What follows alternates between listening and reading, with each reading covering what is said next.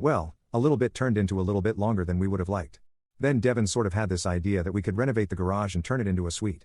So I complied, and Jeff was really gracious about it and helped out and spent a lot of time making it his own. Whatever, it was a bit of an annoyance, but I wanted to help in any way that I could.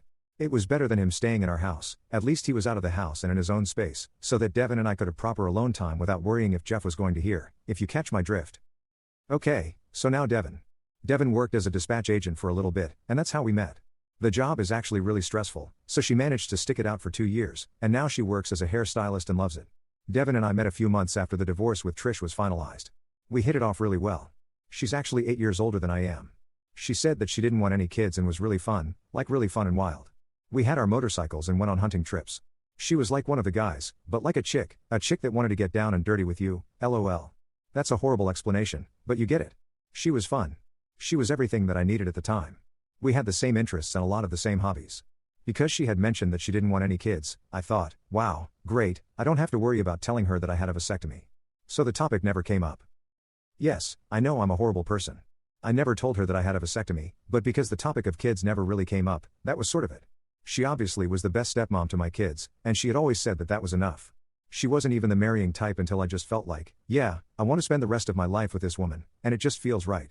It's not like she was against marriage or anything, but she just didn't expect it, you know? She didn't need to get married. She was so chill that way, and I love that about her.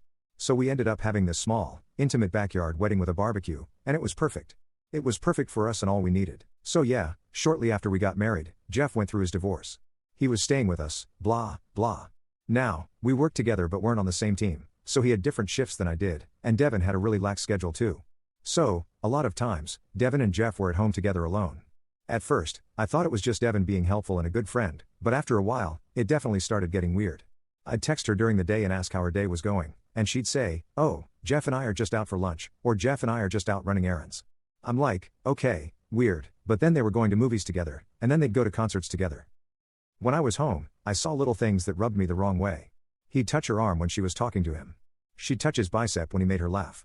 She'd dish him up food and wouldn't dish me up food. Then she'd constantly bring him up like, oh, Jeff told me about this, or Jeff said the funniest thing. I was like, okay, red flag. Definitely raised my suspicions. Even though he was literally up in the garage suite, they'd text into the wee hours of the morning, and she'd be giggling and texting him. There I'm laying next to her in bed, and honestly, I'm trying to start something up, trying to give her a massage or something, get in the mood, and she wouldn't be interested.